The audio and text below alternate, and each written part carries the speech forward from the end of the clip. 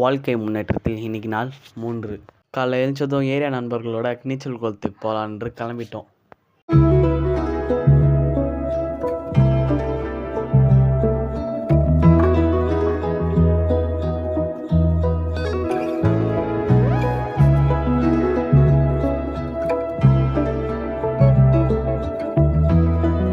அங்கே போனால் எங்களுக்கு ஒரு மிகப்பெரிய அதிர்ச்சி.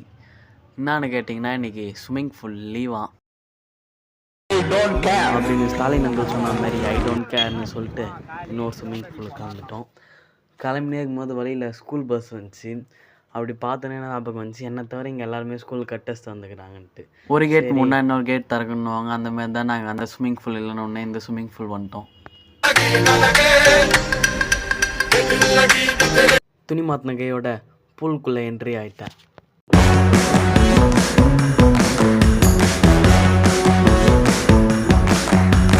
குளிச்சு விட்டு உடைகள் மாற்ற வந்து விட்டோம்.